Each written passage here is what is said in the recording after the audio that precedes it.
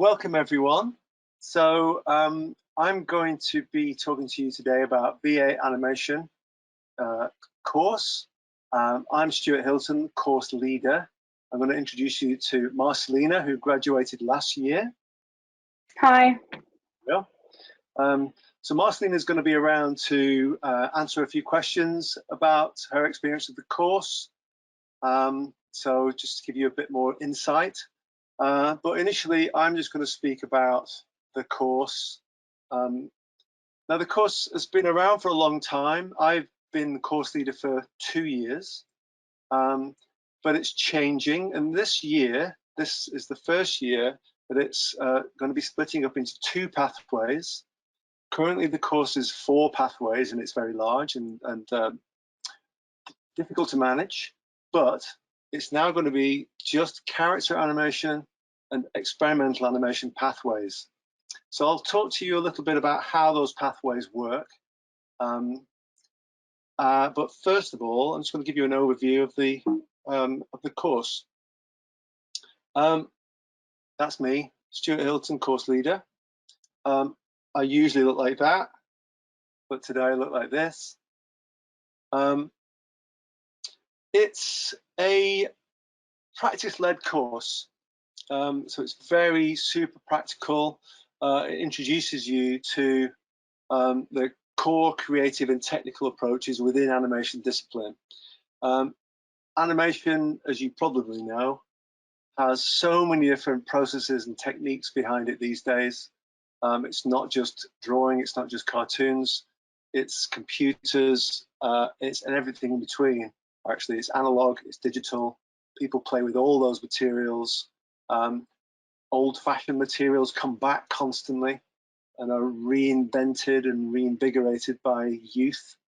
And then obviously the digital side expands and keeps getting ever more innovative. So we're in the forefront of a very interesting technological creative process. So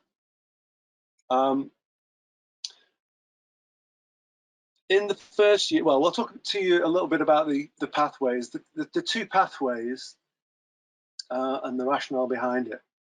In first year, you would actually, you don't choose a pathway in the first year. You actually get a grounding in all kinds of different animation core principles. Okay, you're introduced to practical principles in analog ways and using paper and digital ways and so on. So you actually, in the first year, really focusing on building your skills and focusing on creativity, what that might mean in the context of animation. But then in second year, you choose a pathway. So the character pathway, it's for students interested in exploring creative potential of character-driven storytelling. Much of the animation that you're familiar with will be in this area. It's story-based, it's narrative, it's linear narrative often, very much character-driven. And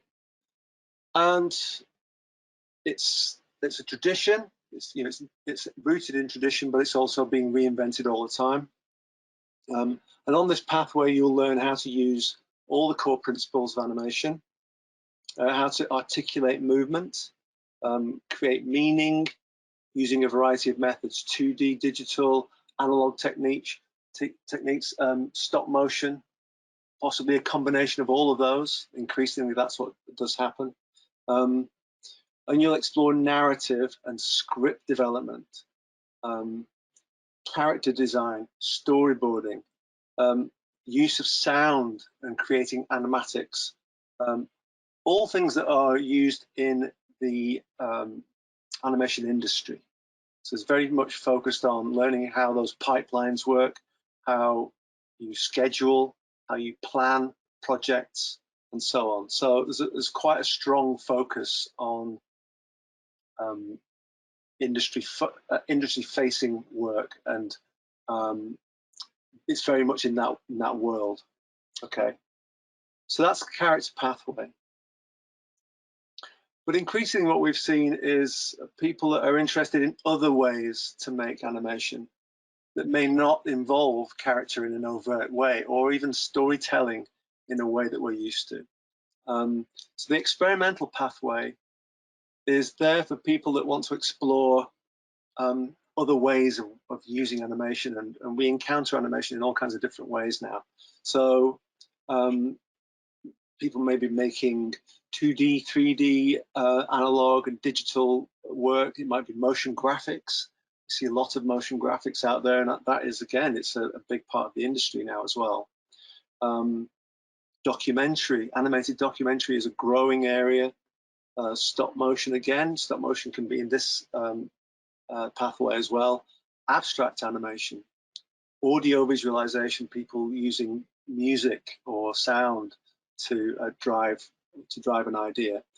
Projection mapping, moving the presentation of animation beyond the screen and onto surfaces, onto projections, making environments and so on.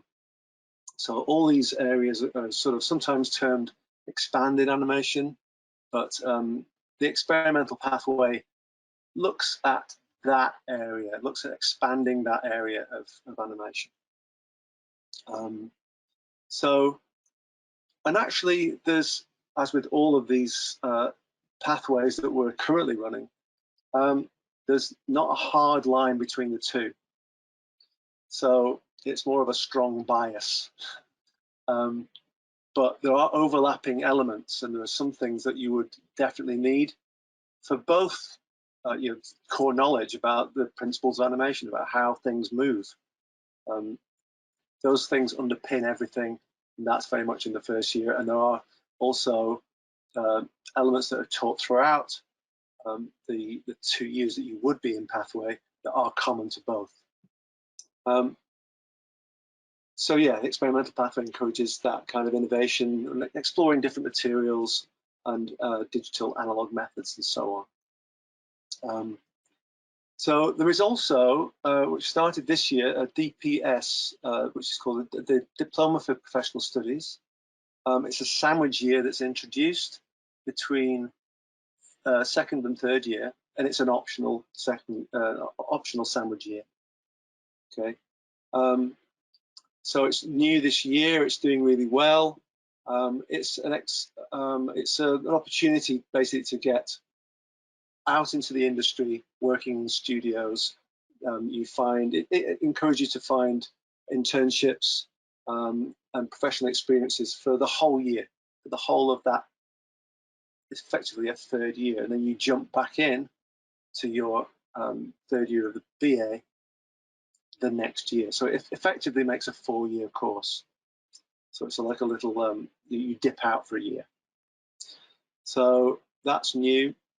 There's a little overview of the structure. So as I was saying, in the first year, introduction to animation kind of talks about developing the critical, your critical eye, the critical viewpoint,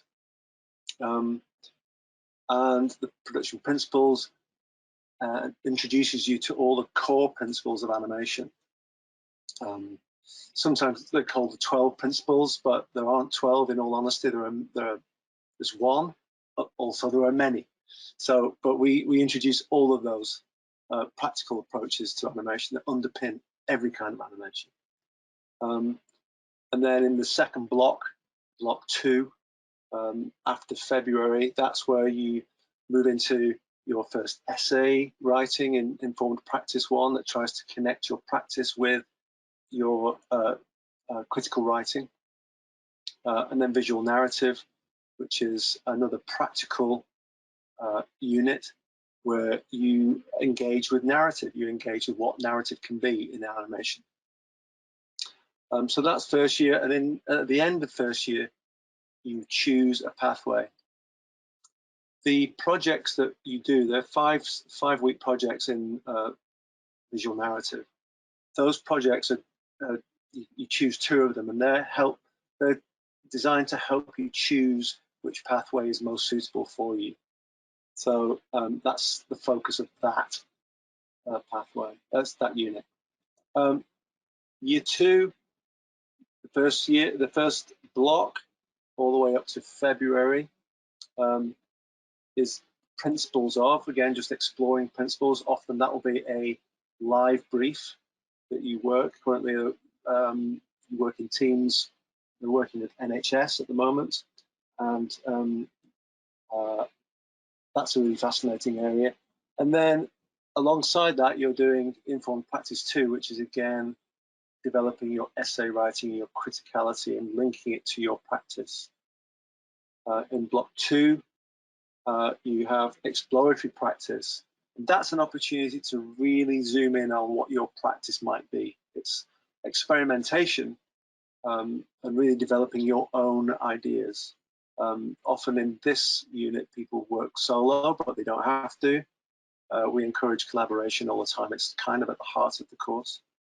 And alongside that, you'll be doing professional practices, which is a unit that starts to get you to think about how to present yourself as a professional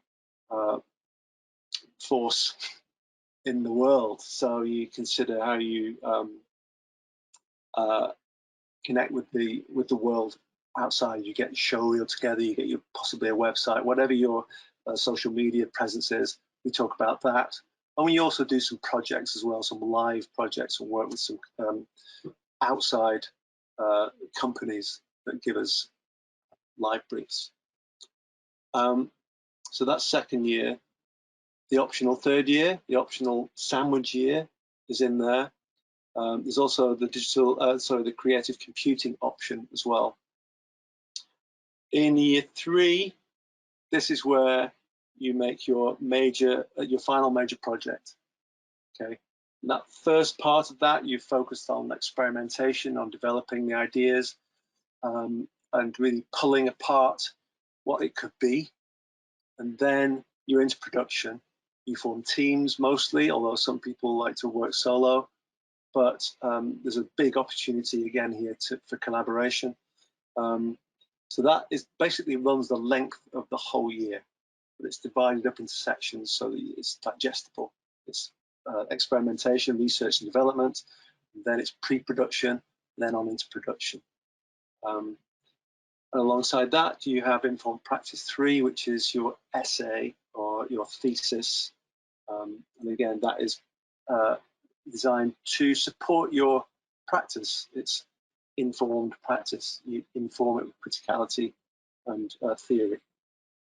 And then alongside, right at the end, professional futures is running parallel with FMP, and that again zooms in further on your professional facing profile, developing that alongside working on live briefs.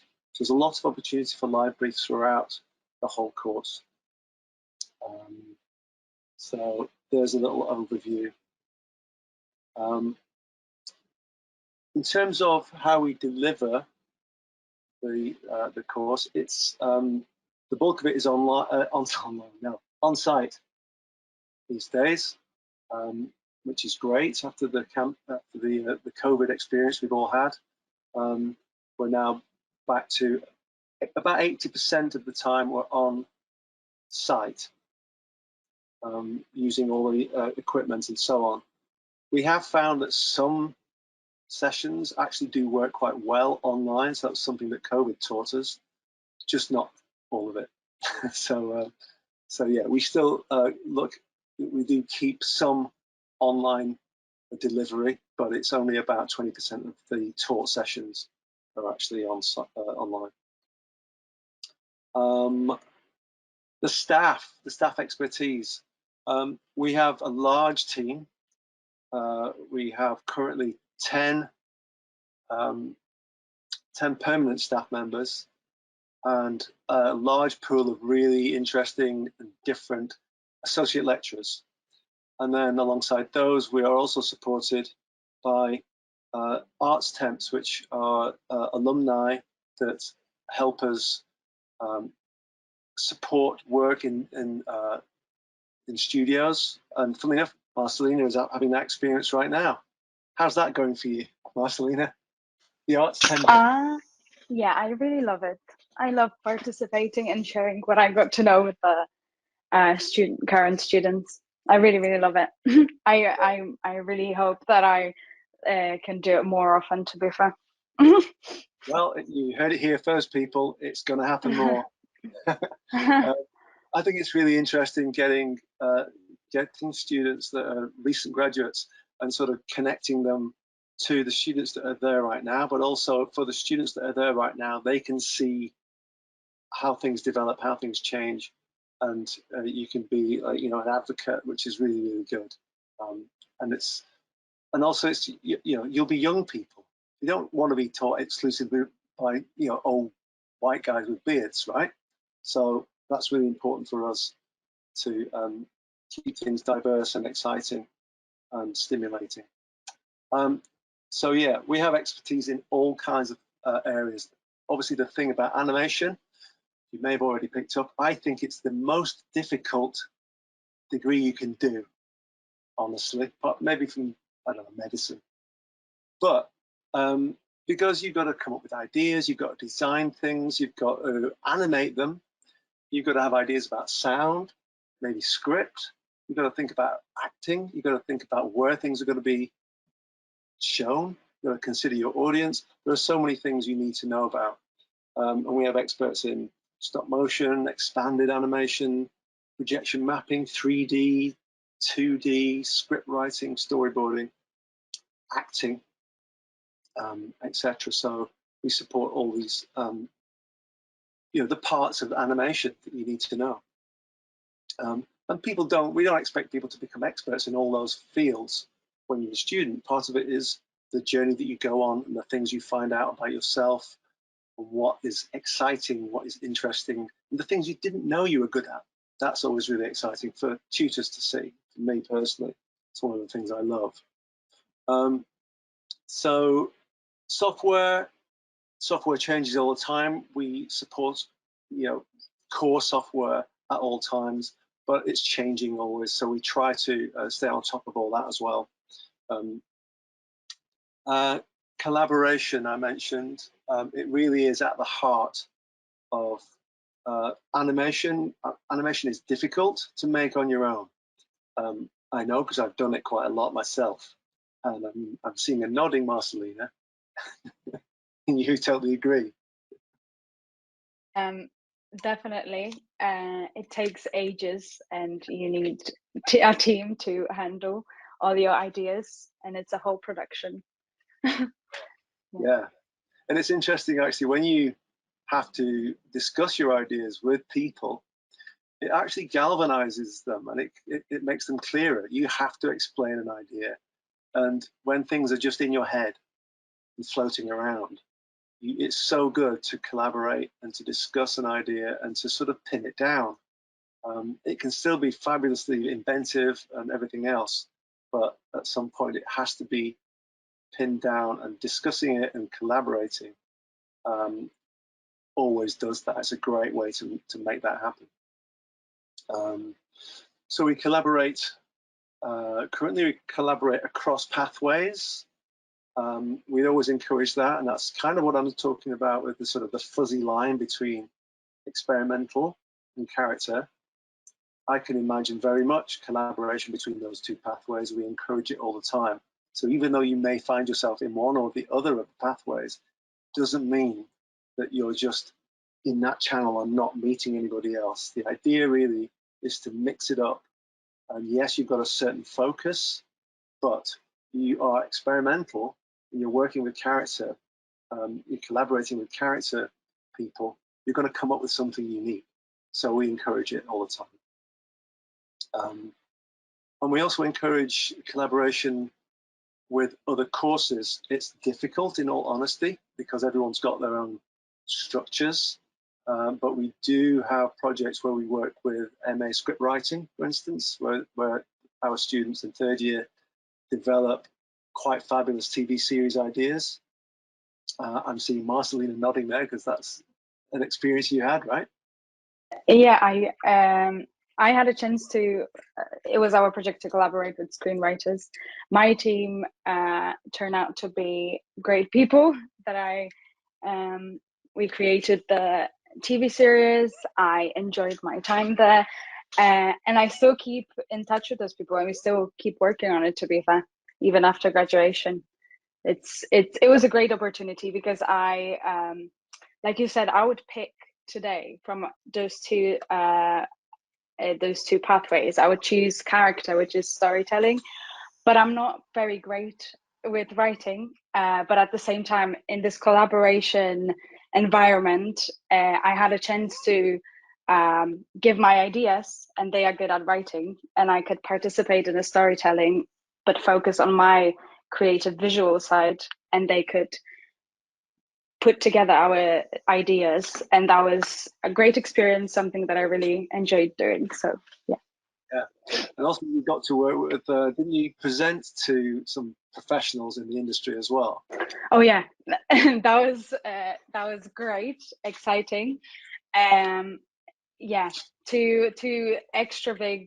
Can I say some names? Because we Yeah. actually, yeah, because we actually presented to like Nickelodeon, to Paramount Plus, and we had a chance to hear their feedback for our show, and that was very. That was such a great experience to just now I'm after the feedback that I got, I'm actually applying that to everything that I do. And even when temping, when I speak to current students, like second years, I know what I can share with them, what they can apply now, what I got to know in those quick uh, pitches, which was also because we had only like 15 minutes. Yeah, 15. Yeah. Yeah, so that was I'm exciting. curious. Something that we actually in the industry probably would have to do if Yeah. you come out with your own idea. So that was great, really great, to be fair. Yeah, yeah, no, it's great. It's great to hear, actually. I didn't know you had 15 minutes. I thought you had even less.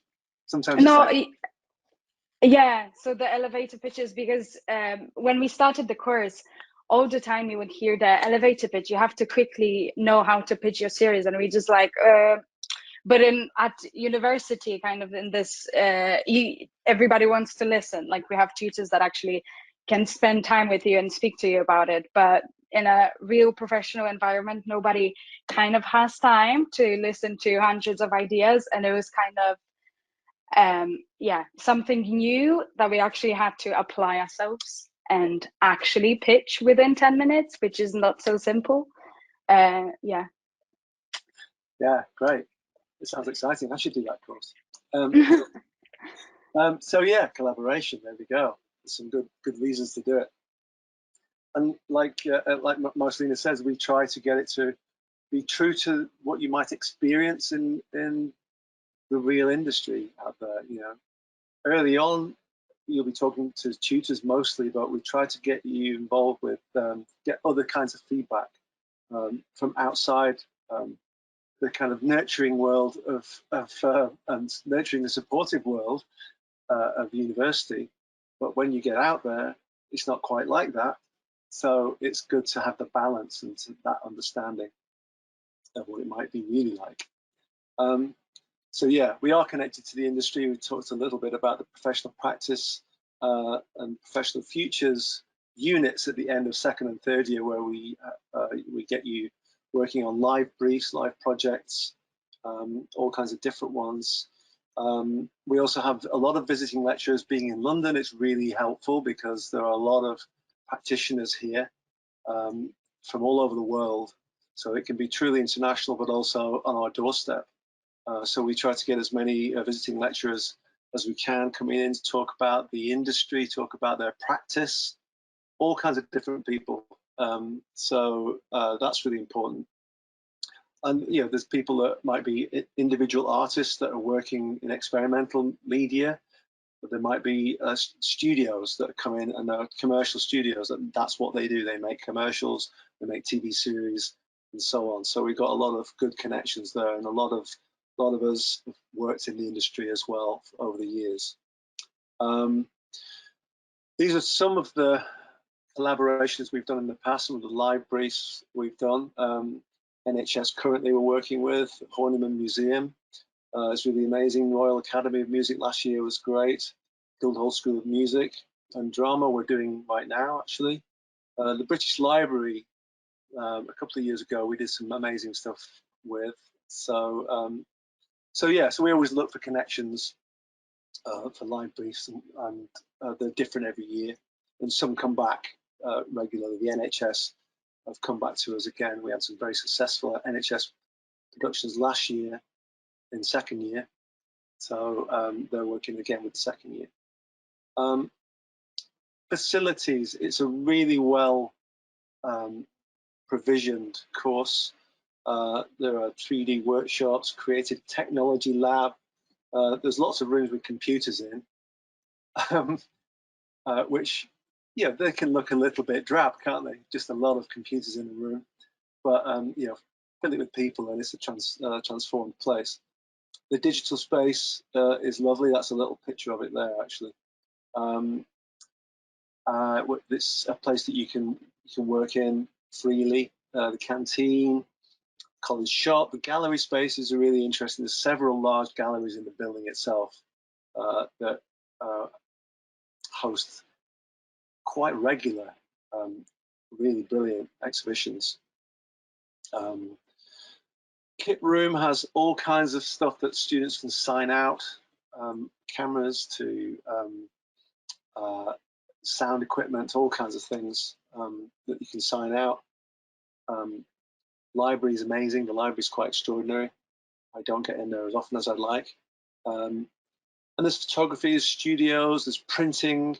There's a really strong printing tradition here at LCC, actually. And we try to get projects connected to that. It was difficult through COVID years, of course, but we're trying to bring that back online. Because printing and animation can have really interesting results. So there we go. Specialist facilities and equipment. Now we have a big render farm for anyone making 3D particularly, but anything digital that's got a lot of rendering to do. We have a render farm, so you don't have to just do it on your little computer or laptop. And also because we now are developing, well, it's up and running now, the remote access. You can access powerful computers from a less powerful computer, so that it's kind of it helps people when they're working off-site, or if they've not got the best equipment. You can take advantage of good, powerful equipment. We have green screen lab. We have mocap suits. They're fun. They've just arrived, as far as I understand it. There's several of those now, so that sounds quite exciting. I've not played on those yet, so I don't really know much about them. Don't know if you have, Marcelina. No, but I think I heard Kalista talking about it. So another art temp for everybody who's watching. Just experimenting with some, I think. Yeah, no, it the sounds 3D lecturer. Oh yeah. That Calista. Yeah. You took Calista, yeah. We are still friends, you see, because and we also still and we see each other every time we temp things. She was a graduate from last year, so she's great. Fabulous Calista. Studying at university. Can I work alongside my studies? A lot of people do have to. It's the nature of things these days, but there are ways to do it. I did it personally. Yeah, exactly. Yeah. How did you find that? How did you find that aspect? I mean, it was a lot of work, but it teaches you scheduling, so it's not impossible. I definitely juggled that all throughout my 3 years of studying, other than when COVID was here. But that was added. That's not the regular thing to do, but yeah, it's definitely possible. Would you say COVID taught you anything? There's a question for you. Survival. I would definitely say to all the people, use the facilities as much as you can when you have them. I thought that I'm gonna have time to use them, and it turned out that after half a year, it was COVID, and then it was just yeah, it was difficult. So, but the facilities are amazing. I actually came to uni just using my laptop. I didn't even have like a digital tablet. I was animating on paper, and then yeah, at uni was my first time when I tried to use an actual animation equipment, and that was pretty cool. Yeah. So yeah. A lot of good equipment there, and they've got Cintiqs, which are, you're just drawing straight onto a screen, and there's a lot of that now. So we've got whole suites of those now, which is great. Just to say also about the contact hours, it's quite a fluid form and something when we're teaching, but it averages out, roughly speaking, at something like 12 taught hours a week the first year, roughly 10 the second year, and roughly 8 the third year. So as you get more and more confidence and more independent, then obviously we have less time directly with you, but it's different for different students. That's the minimum, and some people will get more and some people will get less because they need less. But it is quite an interesting thing when people say, oh, what's the contact hours? And also there are so many different kinds of contact. There might be a whole room where we're talking together in the whole year, doing say a presentation of some sort. It may be a small, an entire classroom, like a workshop of 20 people. It might be a small seminar group of 6 people. It might be one-to-one tutorials. So there are lots of different kinds of contact. But that's just a sort of a guideline, just to indicate roughly what that is. How much of the course will be based on independent study? There is, obviously a really big thrust of university is to sort of, in the end, make independent learners coming out of the other side, so that you are motivated, you're able to move through the world, not waiting to be asked, you're just going. And so that is part of it. And independent study is crucial to making things. You'll be guided. There's moments when you need guidance, of course, and that's the taught sessions. You need support. And we're always there as well for people if they feel like they're losing connection or losing track. But trying to, in the end, make independent learners and self-starters is core to the university experience. Yeah, how are we doing? Yeah, we're doing all right. Who studies BA animation? There's all kinds of people that discover different things when there's so many components to animation. As I said earlier, there's so many parts to it.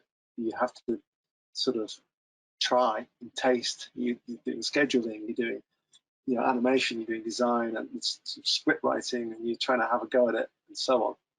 But there's animators, motionographers, stop motion animators, visual effects artists. You go in all kinds of different directions. Storyboarding is quite a big one, actually, and quite a few people end up doing that as a job rather than the animation, just in the way that we approach it.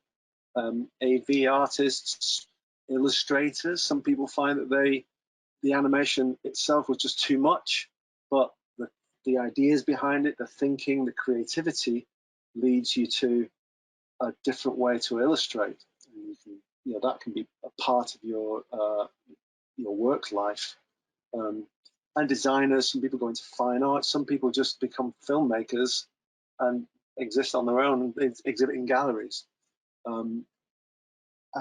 So it's there's so many different ways and so many different directions. Model makers, again, if you get into stop motion, you might love the making of the models but not love the animation part, or you might not love the making part but really are good at the movement side. So there are so many ways, that so many industries that you could end up in.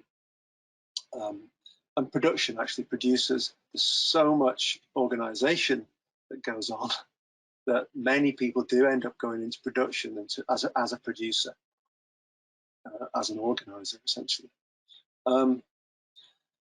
So principles I would always say that underpin this course, and this, certainly my interest personally as a course leader, is that drawing is really important. It's not the only thing that underpins animation, but it's really interesting, not only from a point of view of design, but of communication and expressing ideas and getting things out of your head and onto a page. Drawing is a really important part of it. Make mistakes, experiment with process, explore forms of storytelling, different ways to make things, learn through making. As we say, it's a practical course, it's a practice-led course, and so much of your learning will be done by just trying things and starting to make things move. You may not even know what your idea is, but once you start making things move, you can get ideas from that process. You can work with sound, you can explore different formats. Obviously there's the film format and the screen, but there are multi-screens and there's projections and there's all kinds of different shapes of screen now, and different ways to encounter animation. Collaborate, again, so important. Play. People get worried quite a lot that they're doing it wrong. And I'm always going to be here to say, just go wrong. This is where you're safe to go wrong and to explore and to make mistakes and to find unusual approaches, so that in the end, you'll be the people that people will try to copy. You'll be the next wave of the wave of makers. Don't just copy the things you like. That's really important. There's a tendency to do that for a lot of people. It's really natural. But you can take on board influence, but you've got to mix it with your own experience and with collaboration and make something new. That's what the creative industries always tell us, is that they just want creative people. And yes, they want them to be skilled, but creativity is the number one valued substance if we can get hold of it. So yeah, make do. Ready for the creative industries, and that is a really broad area. Like I just said, it's there's so many parts to it, all the way from working to studios, creating studios. A lot of people form their own little new studios, collaborations, and that can be a really supportive way to work. Right across to individual artists that make unusual artisan auteur pieces. So yeah, what I think I'll do, because it's 40 minutes now, and I think we should wrap up and get some questions going. I'm just going to show you a little show reel. Okay, so it's got a selection of work that I would say covers some of the areas that we've talked about. Some are experimental in thrust, some are very much character focused, some are collaborations, there's a couple of pieces that are from the British Library. So I'm just going to switch to this.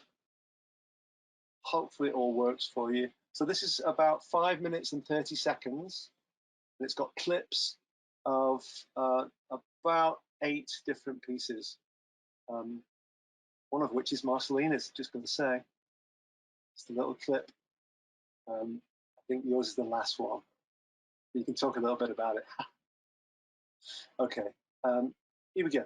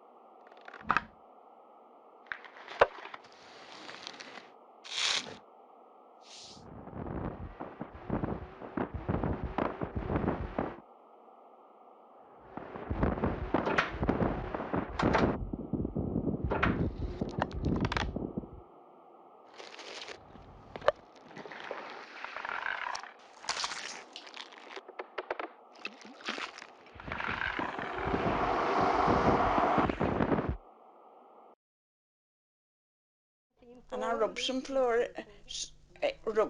into my flour, bit of salt, and then I mixed all up with some warm water, and I kneaded it real well. Because if you don't knead it real well, you don't get good bread. You save the dripping off your meat and put it into one of these earthenware jars. And we used that to spread on our bread and put salt on. It was lovely.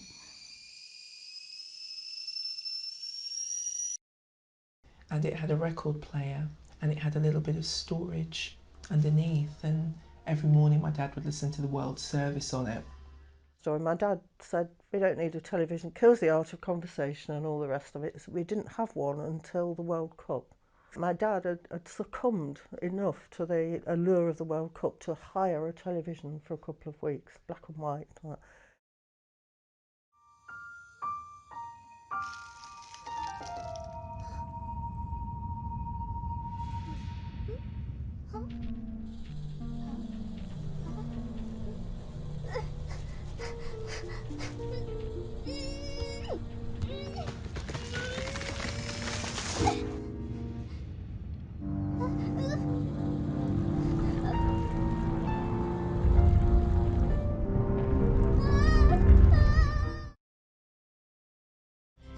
Girl, what? And then I was like, geez, eggs, you know, like literally. Oh, it's her. You need to get over her, Straubs. It's been like 6 months since you two broke up. But still, I loved her. And now she has someone else. She replaced me so Oh, easily. bestie. I'm sorry, but honestly, what does she have that you don't? 5 boobs?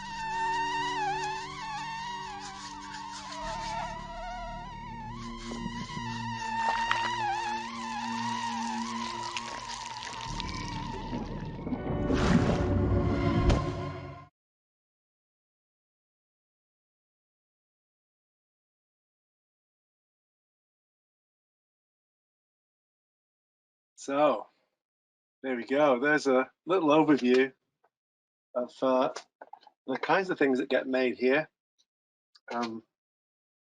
Marceline was responsible for that last one with Christina, right?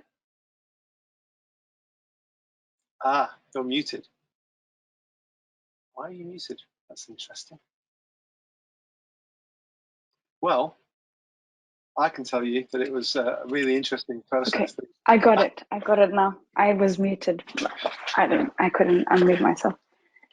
What was the question again about our animation?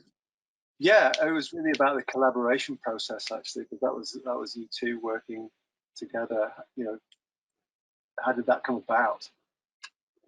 Actually, me and Christina met at the start of the course, and we kind of like kept together the whole time.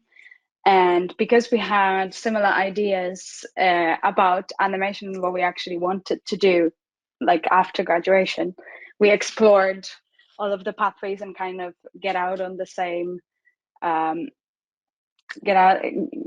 finish. We just wanted to do 2D animation. We collaborated with each other, and it was very interesting. Very stressful in the end, but we are still actually polishing the animation. If you're gonna go to this course, you're gonna know what I'm talking about, because I think every creative person has problems with just like finishing stuff and accepting that it's like okay. But yeah, it teaches you a lot, and the collaboration itself I love very much, because bouncing the ideas off of each other, for me, is the most where I'm most creative. I think it's easier to create and come up with new ideas when you're not completely you don't have all the things in the world, but you actually can kind of condense and squish the ideas. And I don't know if I said that well. What I mean is that it's difficult to come up with something from nothing, but when you have another person, it's kind of it's easier because you have something to work with. You can tease the idea out and sort of encourage each other with even a half idea. You go, oh, that's interesting. Or maybe if we do this, you go, oh yeah, and then it can you can zoom in and expand an idea. I don't know if there are any questions from the room at this stage. We can just keep talking, but I can't see any questions. Yeah, so hiya guys. So thank you so much for presenting. That was really, really helpful. We do have a couple of questions here, so I will just ask them to you if that's okay. We do have a question about the difference between so there's a question, I'll just read it aloud, it makes more sense. But we learn lots of skills like traditional paper, stop motion, digital, like both of them. Do we decide if we want to start digital from the beginning of the course? Well, you'll be introduced to digital animation at the start anyway. Some of the they're called rotations, which are like a series of about 3 or 4, depending on the year, it might change, but 3 or 4 workshops where you'll be working very much in digital form. But then you'll do another session, another sequence of workshops where you'll be working in analog form, because there's different things that you can be taught that way. And the physical nature of paper and the physical nature of working gives you other aspects. And it might be that in the end, you realize, okay, I've taken that stuff from the analog world, from the paper world, but I understand it now in the digital form. That's really, that can really work. And it actually works the other way around as well. People starting out with digital knowledge, a lot of the time your experience so far will have been digital. You've got iPads and phones and so on, and people can make animation quite quickly now in a digital form, but then coming out of that into analog can teach you other things, and the physicality and embodying things is really important, and it can shine a new light on different approaches. So, and different materials, actually. There isn't only the digital material. Mostly you'll find digital materials, like brushes, emulate what's in the real world. So it's actually quite good to use both to see what it can give you. You might end up just stepping back into the digital world completely, but you will have learned something from the analog world as well. So we encourage, in that first year, you will experience quite a lot of different approaches. And then it's completely up to you how you develop your work and how you develop your approach. I don't know if that answers that question, but hopefully it does. Brilliant, perfect. Thank you so much. Another question is asking about what softwares are granted to use throughout the course. Well, you can use any. I mean, it's interesting. A lot of people use Procreate, which we don't directly support as tutors, and I personally don't use it myself, so I don't know it. But we do have people that do know it. And what I would say about software is we're kind of, on one level, software agnostic, because it can change all times. But we also have, which I failed to mention, is Toon Boom is a really big, powerful tool for 2D animation, and we are a center of excellence here. Sue Lin is one of our tutors who, she's a certified Toon Boom teacher. And we also have other tutors that are training to do that as well. So there are some softwares that we support very strongly. Toon Boom is one of them. But After Effects is a really powerful tool that we support. All the Adobe suite we support. Then we also have a lot of people that are using, say, Maya, Blender, 3D. How did you make yours, Marcelina? What did you use for your 3D stuff? I use Blender personally. So we had rotations that we learned the Maya for 3D first year. I decided I wanted something simpler because it's quite complicated. I use Blender, but I actually did use Blender for my 2D animation second year also, because they have that. I think it's, when it comes to software, there is not, we can, I think you were open enough that we could use all of the softwares that we could and wanted to, because you can achieve different things with different software. But you also teach Tumbum, I think is the professionally used one, which is, which is also what I'm using most often now. Yeah. But it was cool to explore others. Yeah, so there's quite a few. Well, there's the two big ones, are TV Paint and Toon Boom. We support Toon Boom strongly. As I say, it's a Toon Boom Centre of Excellence. But we do have people that like to use TV Paint. It's a little bit more like Photoshop, but with time added. So it depends on what your approach is. And also we have a really strong pool of, like say, ALs, associate lecturers, and staff that know quite a lot of software. And between us all, we've all very experienced in different softwares, and we can always help people. Even across, I would say, like Unity and things like that. We're going to encourage that. The Toon Boom aspect is very much in the the character pathway. That would be very strongly taught in that. It may not be so important in the experimental pathway, but you wouldn't be denied classes in it. And also, we have support for Maya, for all kinds of different softwares actually. We have what are called toolkits on Fridays, which are really useful. Sort of technical support sessions where we have experts that can help with things like softwares. So yeah, I think that answers that question kind of, hopefully. Yeah, I think that that does. Thank you very much. I think it's really useful to hear what Marcelina used too. Like, it's always nice to hear what's actually been used throughout the course. We do have another question about do we have to have like prior knowledge of specifics, and do we have to be able to have like good knowledge in drawing? So drawing is important. It's really useful just for getting used to interpreting ideas. Life drawing we have life drawing every week. Currently, it's quite a lot of it is online, although we're trying to get some more on-site drawing as well. It's really important to get used to. Now, there are so many different ways to approach it.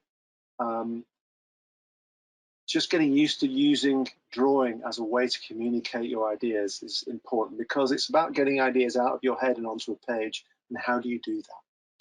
A lot of people will not draw because they don't think they're very good at it. Maybe that's where that question is coming from.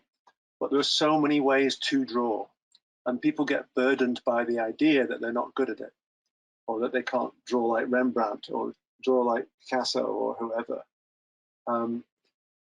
But I would just say, just use it to express yourself, to communicate things. And I would kind of avoid, in some ways, I know fine art is a massive part of what a lot of people do. And it can tend to focus on copying what's already been, but it can refine your skills, your hard skills. So it can be quite useful for that. But it also has a sort of associated problematic area, in the sense that you tend to repeat the stylistic tics, stylistic kind of orthodoxies. So we'd always be up for challenging those. but it can teach you hard skills. So what I would say about drawing is just draw all the time. Draw for yourself. Draw in a sketchbook. Draw from observation as much as possible, because your ideas can come from observation, from the smallest observation. A lot of the time, being a creative person is making just everybody else look at things again, look at things in a new light, shining a new light on something you thought you knew, looking at something ordinary from a new angle, new perspective. So that's why I would always say, draw all the time, draw for yourself, draw in a sketchbook. No one's going to tell you it's rubbish, but it is important to get things out of your head and onto a page. Hopefully that's helpful. Yeah, that's super, super helpful. So we're just coming to the end of the session, but there is just a couple more, so we will just go through them if that's okay. There is one about do students go freelance or get job offers after graduation? There's lots of different ways that can go. Freelancing is kind of part of the convention in animation. You sort of a hired hand. You can move around from different jobs, and it's one of the things I was always attracted to myself personally, just the idea of moving around. So that's still a thing, but some people just want to work in the studio, want to work in the industry. Often you need to have, because you're competing with a lot of people that have been doing it a long time, and a BA is the start of all this, start of your journey. You can get a long way in your first projects. I would say, when you look at the quality of Marcelina's work, it's just a very high standard. It's a really high, refined standard, and but it is hard. It's hard to get work. I don't know. You may be able to say something about that, Marcelina, but So after I graduated, I did not get any straight up offers, but the thing is, you have to get yourself out there, I think. So at the same time, after uni, we come up with the graduation film, with the portfolio and the showcase, and we are out there. But professional life just looks a bit different. And what also Stuart mentioned before is kind of a lot of self-learning and self organization that they teach you during the course. So you decide how much you want to work, what you're going to do, and how you schedule your time at university, or when you actually use from whatever they teach you. And after, I still continue to do that. I didn't get the job straight away. I'm doing some freelance work here and there, but I think for me now it's just like getting contact, so then I can get where I want to be. And what I want to say is also that at the start of animation, before you get your style and name out there, I think there's like some time that you have to work for other people and learn how the actual work looks like. But yeah, you should after uni you're not going to become a director straight away, but animator definitely. I think it's just getting yourself out there. Yeah, and keep making things. That's important. It doesn't, again, as Marcelina was saying, it's about keeping momentum, keep making things. You never know where connections are going to be made, where your work is going to get seen. Just about getting it out there, and making connections, and making networks, support networks. It's an early part of a career, actually, and careers are long in animation.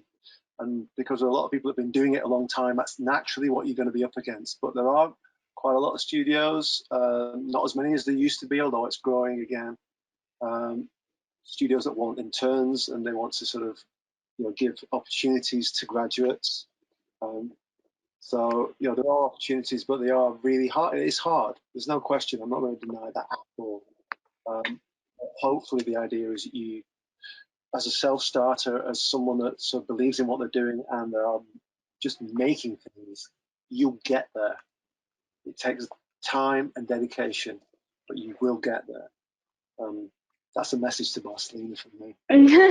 Yeah, I also wanted to say that before we mentioned who actually studies animation, and because not only animators finish this course, there is designers, concept artists, storyboard artists, and this is only this pathway, the animation arts. So there's so many things that you can actually do, and throughout the course you learn how the full production of a film, not even animation film, looks like.